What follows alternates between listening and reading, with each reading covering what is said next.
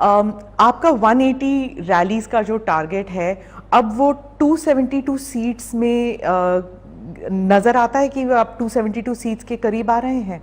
पहली बात है कि शायद वो 180 से भी रैलियाँ बढ़ जाएगी ऐसा लग रहा है, जिस प्रकार से मैं भ्रमण कर रहा हूँ। 13 सितंबर को भारतीय जनता पार्टी ने मुझे प्रधानमंत्री पद के उम्मीदवार के रूप में घोषित किया और 15 सितंबर को रेवाड़ी में मेरी पहली रैली थी एक्स सर्विसमैन की, और तब से अब तक शायद मैं 360 से भी ज़्यादा रैलियां कर चुका हूं। और इस चुनाव घोषित होने के बाद शायद मैं 180-90 रैलियां, और दूसरा मैं नई नई टेक्नोलॉजी का उपयोग करता हूं। 3D के माध्यम से जनता के बीच जाने का प्रयास करता हूं। अगर वो मेरे सारे राउंड कोई टेक्निकल फॉल्ट नहीं आता है तो शायद मैं 1000 से ज़्यादा, 1000 से ज़्यादा 3D सभाएं करूंगा। लोकतंत्र में चुनाव एक लोक शिक्षा का भी अवसर होता है। राजनेताओं ने, राजनीतिक दलों ने अपनी बात सीधे सीधी जनता तक पहुंचानी चाहिए, करनी चाहिए। मेरी कोशिश है, मैं ये कर रहा हूं। जहां तक चुनाव नतीजों का सवाल है, मैं बहुत वर्षों से एक बैकरूम बॉय की तरह काम करने वाला इंसान रहा हूं, क्योंकि मैं संगठन का काम करता था। चुनाव व्यवस्थाएं, चुनाव की रणनीति, उसकी बहुत बारीकियों से मैं जुड़ा हुआ इंसान हूं। ये तो मेरा अभी रोल बदल गया तो मैं जरा पब्लिक में दिखता हूं, और इसलिए मैं कभी भी चुनाव को संख्या में आकलन नहीं करता हूं। पर जीतने के लिए तो इतना नंबर नंबर और इतना नंबर ऐसा कभी आकलन नहीं करता हूं। लेकिन मैं भारतीय जनता पार्टी की चुनावी रणनीति, कांग्रेस की चुनावी रणनीति, औरों की रणनीति, 10 साल का उनका परफॉर्मेंस, पूरे देश में की हालत, शायद कांग्रेस के इतिहास में ये सबसे बुरा चुनाव होगा कांग्रेस के जीवन का। Worst performance. और आपका बेस्ट परफॉर्मेंस होगा। और भारतीय जनता पार्टी का और एनडीए का, उसके पूरे इतिहास का सबसे उत्तम परफॉर्मेंस होगा। One of the best performance. तो ये जो बीजेपी की लहर है, या जो मोदी लहर जो सब कह रहे हैं, ये it has to be from the cow belt, जो कहते हैं ना, जो यूपी बिहार, कहते हैं कि दिल्ली का रास्ता यूपी से होता हुआ जाता है। क्या इसी कारण से आपने कॉन्स्टिट्यूएंसी वाराणसी चुना था? पहली बात है कि मैं लोकसभा लड़ूं या ना लड़ूं, यहां से लड़ूं या वहां से लड़ूं, एक लड़ूं या 2 लड़ूं, ये कोई निर्णय न मैंने सोचा है न मैंने किया है। ये सारे निर्णय भारतीय जनता पार्टी करती है, इलेक्शन कमेटी करती है, पार्लियामेंट्री बोर्ड करता है, और मैं संगठन का कार्य करता हूं। जब जिस समय जो काम दिया जाता है वो मैं करता रहता हूं। तो आप 2 कॉन्स्टिट्यूएंसी से अब लड़ रहे हैं, तो लॉयल्टी कहाँ पे होगी? आप छोड़ेंगे कौन सा? क्योंकि ओपिनियन पोल्स के मुताबिक आप दोनों जगह जीतने वाले हैं, तो एक को तो छोड़ना पड़ेगा। पहली बात है कि मेरी लॉयल्टी 125 करोड़ जनता के लिए होगी, पूरे हिंदुस्तान के लिए होगी। और दुनिया में कहीं हम रास्ते में जाते हैं और कोई पानी भी पिला देता है तो जीवन भर उस ऋण चुकाने की हमारी मन की इच्छा रहती है। पर गुजरात का तो ऋण आपने चुका दिया। मुझे जहां से भी प्यार मिलता है, जितना प्यार मिलता है, उसको सवाया गुण का करके वापस करना, ये मेरे संस्कार है।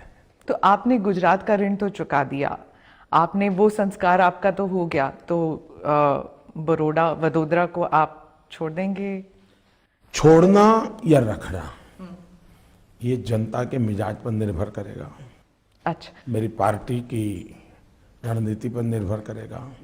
लेकिन चुनने के बाद मैं सबका रहता हूं, सबके लिए रहता हूं और सबके लिए काम आना, इसी प्रकृति से काम करता हूं। आप प्रधानमंत्री कैंडिडेट है, तो अगर आप कह रहे हैं कि बेस्ट परफॉर्मेंस होगी तो आप तो दिल्ली शिफ्ट हो जाएंगे, गुजरात किसके हाथ करेंगे आप? कोई न कोई भारतीय जनता पार्टी का कार्यकर्ता होगा। आपने अभी जीरो इन नहीं किया? मोदी नहीं कर सकता। भारतीय जनता पार्टी एक संगठन है, वहाँ चुने हुए विधायक हैं, वहाँ इलेक्शन कमेटी है, वहाँ पार्लियामेंट्री बोर्ड है, सेंट्रल लीडरशिप है, सब मिलकर के तय करते हैं आगे गुजरात को कैसे चलाया जाएगा। जी, मैं पिछले हफ्ते वाराणसी में थी और वहाँ के लोग और ओपिनियन पोल्स भी यही कहते हैं कि मोदी जी की जीत तो निश्चित है, बस मार्जिन के बारे में बात होती है। लेकिन वहाँ वाराणसी में जो मुस्लिम समुदाय हैं उनमें थोड़ा बहुत खौफ है, डर है कि अगर मोदी जी प्रधानमंत्री बनते हैं तो जो हिंदुत्व का एजेंडा है वो आपके कार्यकर्ता उन पर जबरदस्ती लागू करेंगे, तो उनका फियर्स जो है वो, इज इट लेजिटिमेट? पहली बात है, मैं बनारस में किसी को हराने के लिए नहीं जा रहा हूं, किसी को हराना ये मेरा मकसद नहीं है। मैं बनारस के जनता के दिलों को जीतने के लिए जा रहा हूं। मेरी प्राथमिकता है उनके दिलों को जीतना, और एक बार जैसे ही जाऊंगा, जैसे ही लोगों को मिलूंगा और जैसे ही वो मुझे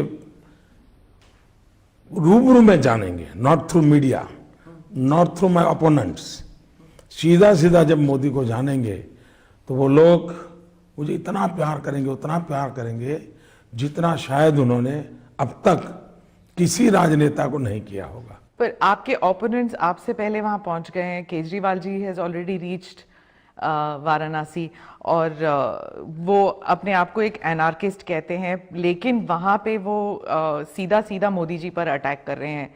तो आपका कैसे स्ट्रैटेजी या कैसे होगी आपकी वहां पर जब आप पहुंचेंगे? मैं नहीं जानता हूं हिंदुस्तान में कोई ऐसा स्ट्रैटेजिस्ट होगा जो टीवी के सामने स्ट्रैटेजी बताए। अच्छा, ठीक है। वाराणसी की जब बात करते हैं तो let's talk about Uttar Pradesh.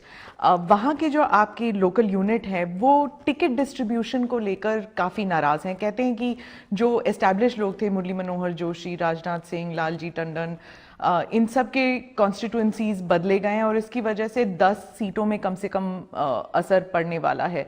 तो क्या आप मानते हैं कि शायद गलती होगी कहीं पे इनकी टिकट डिस्ट्रीब्यूशन पर? मैं समझता हूँ ये विषय 1 महीने पुराने डिबेट का विषय था। अब तो गंगा में पानी बहुत बह चुका है।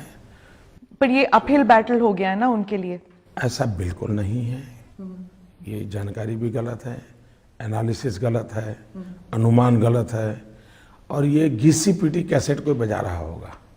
अच्छा, तो आप कॉन्फिडेंट हैं कि यूपी में तो it's not going to get affected at all? सिर्फ उत्तर प्रदेश नहीं, पूरे हिंदुस्तान में मैं इतना कॉन्फिडेंट हूँ क्योंकि जनता का कॉन्फिडेंस मैं देख रहा हूँ। अच्छा, बहुत से लोग ये भी कह रहे हैं कि लहर की वजह या फिर यूपी में लहर की वजह ऑल्सो इज की ओल्ड गार्ड को साइडलाइन किया गया है और जो न्यू गार्ड है वो अग्रेसिव न्यू गार्ड आ गई है।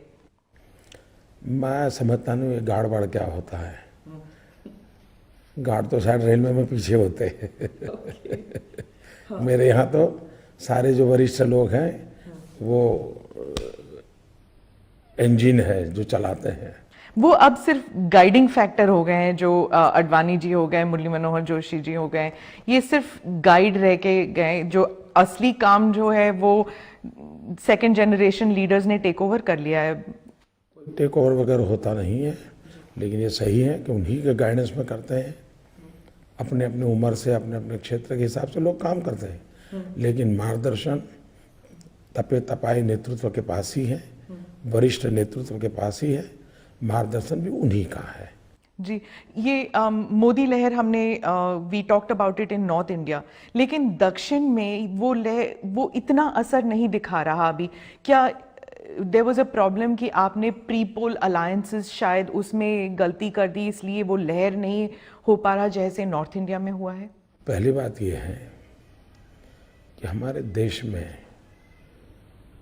एक परसेप्शन प्रोसेस इतना लंबा चलता है और लोगों को उसमें से बाहर उभरते उभरते शायद उनकी जिंदगी पूरी हो जाती है।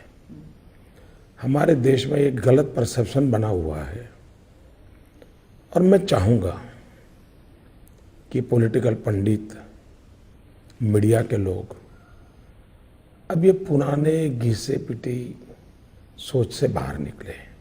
जैसे जनसंघ में कहा जाता था उस जमाने में कि बनिया ब्राह्मण की पार्टी है, कभी कहा जाता था ये काऊ बेल्ट की पार्टी है, कभी कहा जाता था ये हिंदी बेल्ट की पार्टी है, कभी कहा जाता था ये शहरी पार्टी है। ये सारी चीज़ें जिनके दिमाग जो नया पढ़ते नहीं है, सोचते नहीं है, वही पुरानी लाइब्रेरी से चीजें निकाल करके घूमते रहते हैं। क्यों हुआ? बिकॉज सीट की वजह से ना, सीट एलोकेशन वही थी। मैं अपना पूरा कर लूं। जी जी जी। आप अगर देखेंगे एनालिसिस, गुजरात हिंदी भाषी प्रांत नहीं है, 25 साल से हमारी सरकार है।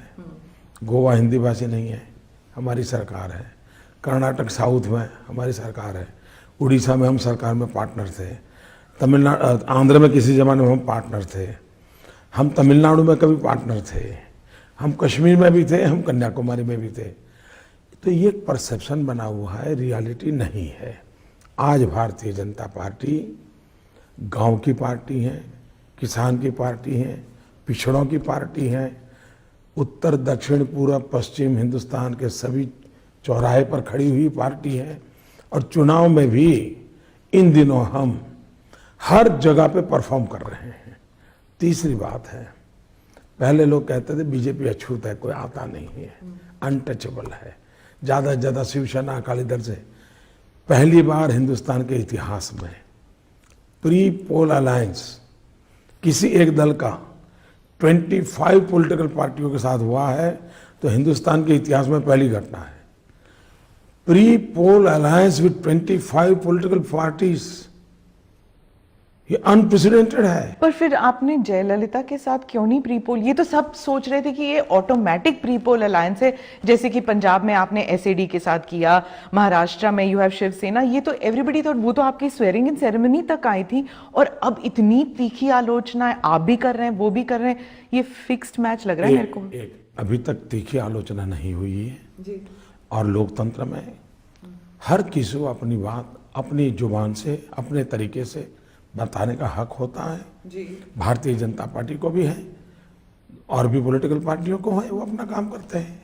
नहीं, बट आपके तो you had very good personal relations also with Jayalalithaa, और वो तो आपकी स्वेरिंग इन सेरेमनी जैसे मैंने कहा। फिर उनको वो कल के स्पीच पे देख लीजिए, इतनी स्ट्रांग स्पीच कि आपको हर हालत में हराना है, और आपने कहा एआईडीएम को हर हालत में हराना है। कैसे हो गया ये? मैं राजनीति में रत्ती भर भी छुआछूत में विश्वास नहीं करता हूँ। वो तो पोस्ट पोल अलाउंस हो सकता है फिर उनके साथ। मेरी बात पूरी कर लूँ। जी। मैं राजनीति में छुआछूत में जरा भी विश्वास नहीं करता हूँ। हमारे कितने ही गौर विरोधी क्यों न हो, व्यक्तिगत स्तर पर मित्रता ये लोकतंत्र की ब्यूटी है। वैचारिक धरातल पर विरोध हो सकता है।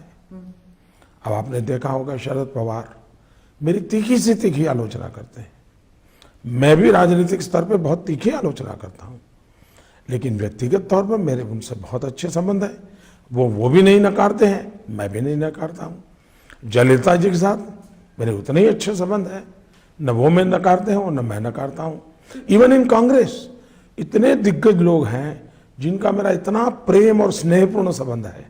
लोकतंत्र कोई दुश्मनी थोड़ी होती है, प्रतिस्पर्धा होती है और वैचारिक एक आंदोलन होते हैं। और इसलिए छुआछूत की राजनीति कभी भी लोकतंत्र को बल नहीं देती है। विच मीन्स कि आंध्र प्रदेश में अभी तक आप टीडीपी के साथ हैं, लेकिन आप जगन के साथ, टीआरएस के साथ भी अलायंस कर सकते हैं। वैचारिक, I mean none of them are political untouchables BJP के लिए। मैं मानता हूं कि आपका जो सॉफ्टवेयर है ना, वो कुछ और काम कर रहा है।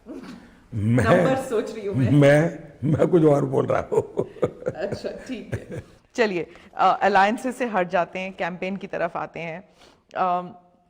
कैंपेन में राहुल गांधी कहते हैं कि जो विमेन्स सिक्योरिटी का जो सिलसिला, आपने भी कहा कि कांग्रेस के सरकार में, कांग्रेस के रूल में जो स्टेट मशीनरी थी, it was not used to keep women secure. लेकिन राहुल गांधी जो हैं वो कहते हैं कि गुजरात में भी state machinery is used to snoop on women. तो पहली बात यह है कि देश में क्राइम अगेंस्ट विमेन, इसका अगर रिकॉर्ड देखा जाए तो देश में जो पहले 10 राज्य हैं जहां सर्वाधिक महिलाओं पर जुल्म हो रहे हैं, क्राइम हो रहे हैं, उनके साथ यातनाएं बढ़ रही हैं, पहले 10 में 7 राज्य कांग्रेस पार्टी रूल स्टेट है, 10 में से 7, और 3 यूपीए के पार्टनर स्टेट हैं।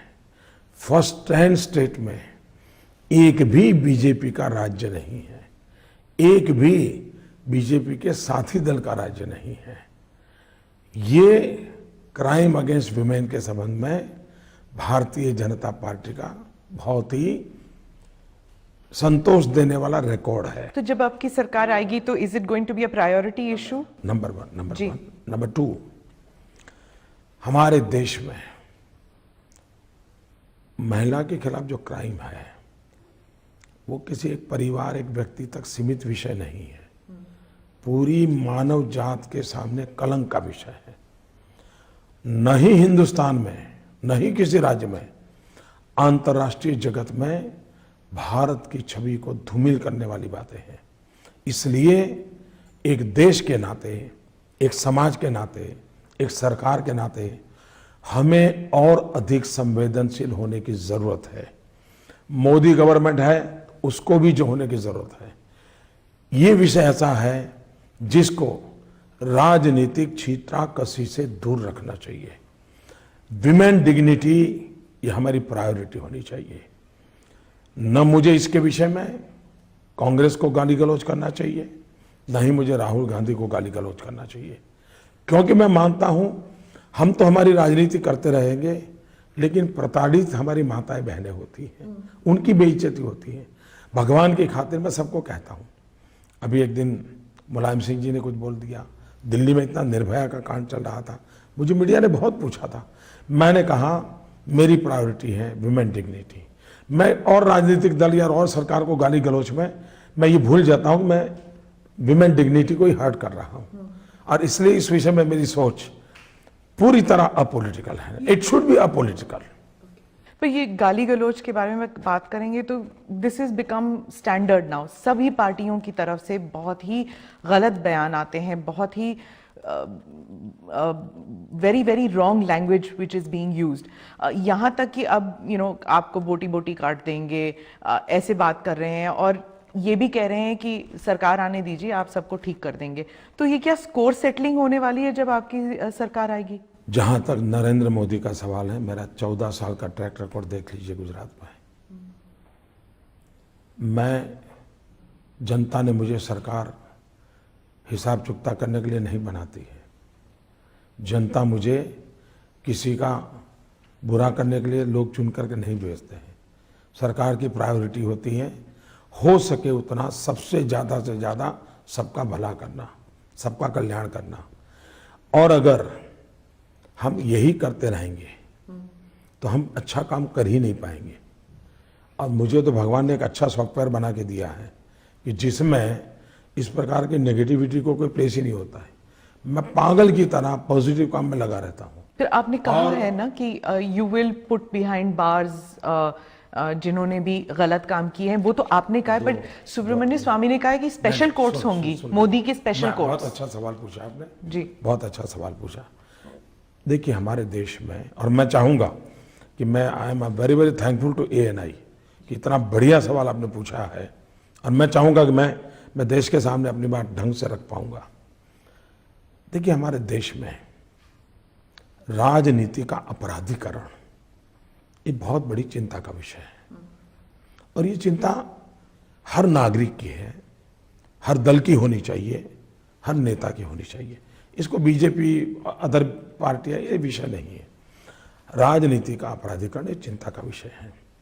शुरू में क्या हुआ, हमारे देश में जो नेतृत्व आया वो आज़ादी के आंदोलन में से उभर करके आया, उसके बाद समाज सेवा में से आया, उसके बाद जातिवाद की तरफ नेतृत्व चला गया, धीरे धीरे धीरे करके बंदूक की नोक से लीडरशिप पैदा होने लग गई, बहुत बड़ा डिटोरिएशन हुआ। ये बड़ी चिंता का विषय है। सवाल मेरा ये राजनेता वो राजनेता, ये दल वो दल है ही नहीं। बंदूक की नेता, क्रिमिनलाइजेशन, क्रिमिनल नेता ही, क्योंकि पहले क्या हुआ, राजनीतिक दल क्रिमिनल पीपल की मदद लेकर के अपनी चुनावी राजनीति करते थे, लेकिन अब क्रिमिनल्स आ गए। लेकिन क्रिमिनल खुद को लगा कि मैं मदद क्यों करूं, मैं ही खुद ना करूं, तो धीरे धीरे धीरे वो हाल बनने लगा। भले इसका प्रमाण 5%, 10%, 2%, 3% उसमें वेरिएशन, लेकिन ये चिंताजनक विषय तो है। अब उसका उपाय क्या, उपाय क्या? एक तो होता है कि पॉलिटिकल पार्टियां हिम्मत करके टिकट न दे, एक तो ये उपाय होता है, लेकिन अब आज वो स्थिति अभी आई नहीं है, टू बी वेरी फ्रैंक नहीं आई है। तो क्या ऐसे ही चलने देना चाहिए क्या? किसी ने जिम्मेवारी लेनी चाहिए? नहीं है। मैंने मन में ठान ली है कि इस बार जो भी MLA चुन करके बैठे हुए हैं, जो भी MP चुन करके बैठे हुए हैं, किसी भी दल के क्यों ना हो, भारतीय जनता पार्टी के होंगे तो भी, जिन पर ऑलरेडी केसेस दर्ज हुए हैं, सुप्रीम कोर्ट को मैं रिक्वेस्ट करूंगा कि इन सब के लिए स्पेशल कोर्ट तय करें, और ये जितने इनके क्रिमिनल केसेस हैं इसका जजमेंट 1 साल में दे दे, ताकि एक बार अगर जो गुनहगार होगा और गुनाह सिद्ध हो जाएगा तो जेल चला जाएगा, तो उसकी सीट खाली हो जाएगी, तो नॉन क्रिमिनल व्यक्ति उस सीट को भरेगा। ऐसा करने से पॉलिटिक्स में क्रिमिनल जो लेयर आया है वो हट जाएगा। इसके लिए आप कंसेंसस करने की कोशिश करेंगे, पार्लियामेंट के थ्रू करेंगे कि सीधा? पहली बात है, आइडिया है अभी? नहीं, हर पार्टी बोलती है, हाँ, हर पार्टी बोलती है, कोई करता नहीं है। बोलते सब है, कोई विरोध नहीं करता है, कोई करते नहीं है।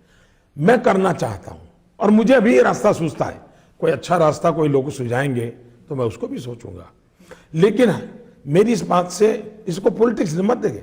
ये वो विषय नहीं है किसी को जेल में डाल देना, ये विषय ये है कि मान लीजिए मोदी पर 4 FIR है, मान लीजिए 144 धारा की है, लेकिन है तो सही, तो भाई 1 साल के अंदर वो पूरा हो जाना चाहिए, ये मेरा कहना है। ये वो विंडिक्टिव वाला मामला नहीं है, नए नए केस खोलना, फाइलें चलानी, CBI को डाल देना, उसकी बेचारे की नींद खराब कर देना, ये पाप मैं करना नहीं चाहता हूँ।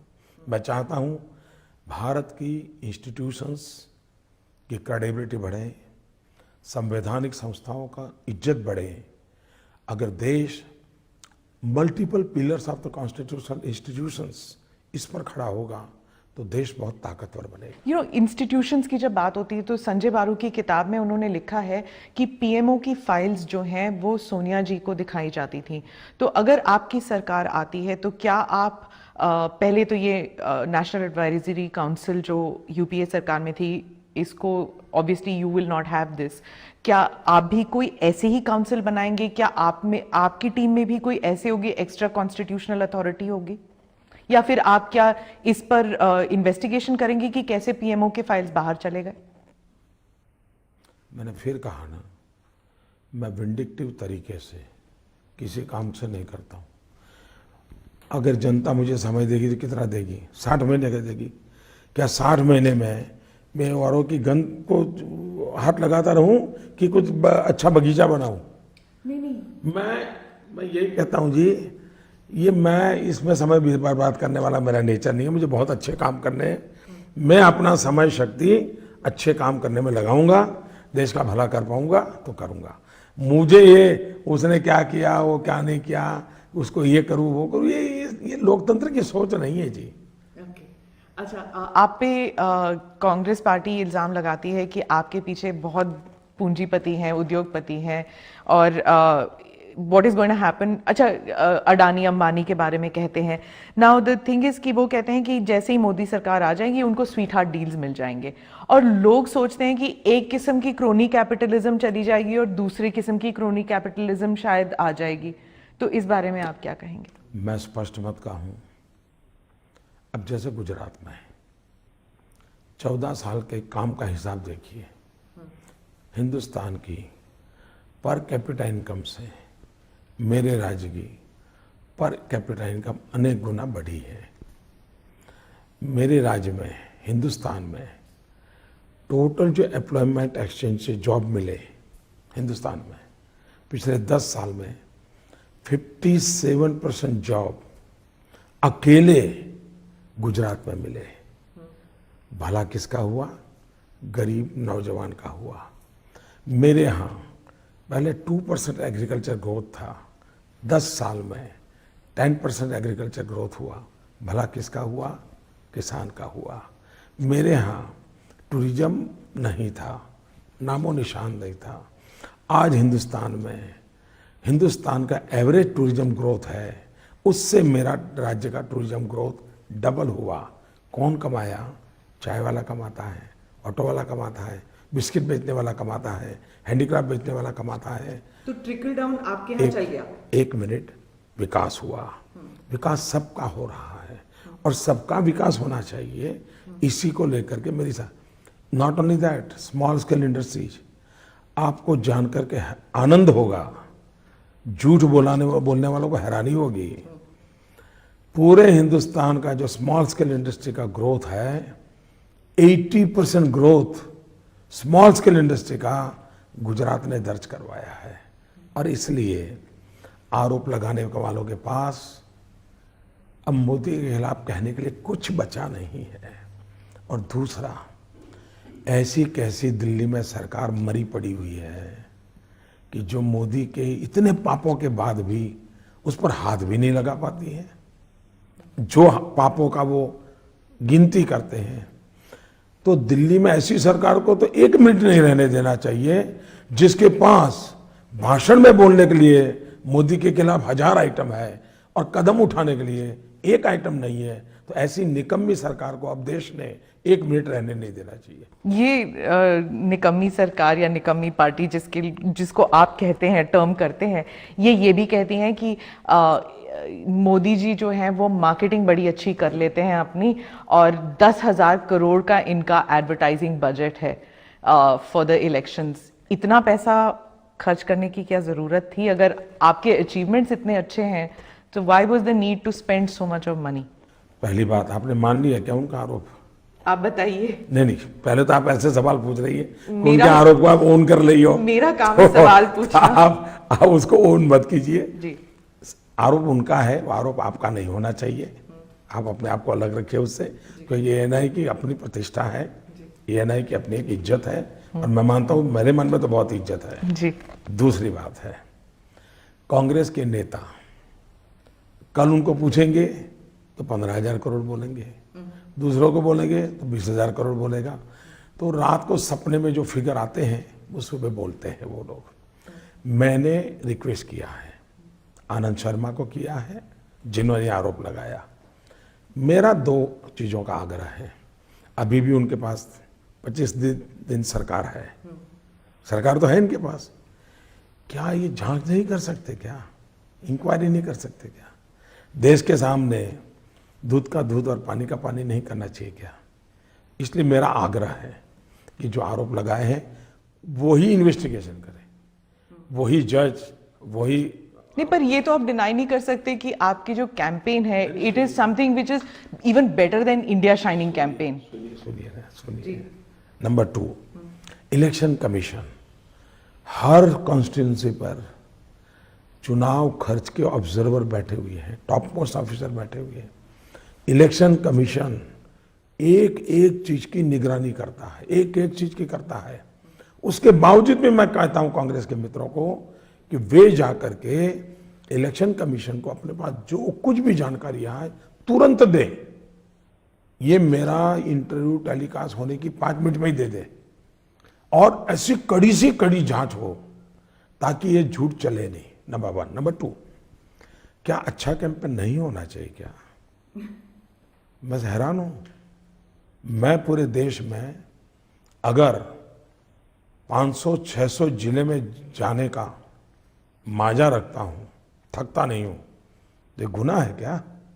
आप भी जाइए, लोकतंत्र में आपकी जिम्मेवारी है। जाते नहीं हूं, मैं क्या करूं भाई? नहीं नहीं, एलिगेशन ये है कि जैसे अगर एडवर्टाइजमेंट बहुत अच्छा है लेकिन प्रोडक्ट के बारे में डाउट है, तो इसलिए कहा जाता है कि एडवर्टाइजमेंट इज वेरी गुड लेकिन प्रोडक्ट में डाउट है। ये उनका एलिगेशन है ना, तो इसीलिए पहली बात है, आप कहते हैं प्रोडक्ट इज ऑल्सो गुड। नहीं, बीजेपी के बारे में कह रहे हैं? मैं नहीं कहता हूं। अच्छा, उनका कहने का है मार्केटिंग का विषय गुजरात के संबंध में। जो उनको जिसने चिट्ठी पकड़ा दी होगी, जो उन्होंने पढ़ी है, वो ये है। अब देखिए, मार्केटिंग दुनिया में एक महत्वपूर्ण बात है, लेकिन मैं ये कहूँ कि भाई आप, मेरा ये 10 किलोमीटर रोड बना है और बहुत बढ़िया एडवर्टाइजमेंट कर दूँ, लेकिन मेरे गुजरात के लोगों को तो रोड दिखेगा कि नहीं दिखेगा? उसको तो मार्केटिंग नहीं चलती है, उसको रोड दिखेगा। मैं कहूँगा मैंने पानी पहुँचाया, मार्केटिंग से पानी नहीं पहुँचता है, पानी पहुँचेगा तो मानेगा। मैं कहूँगा हमने 24 घंटे बिजली दी, मार्केटिंग से बिजली नहीं आती है, बिजली पहुँची तो मानेगा। गुजरात की जनता ने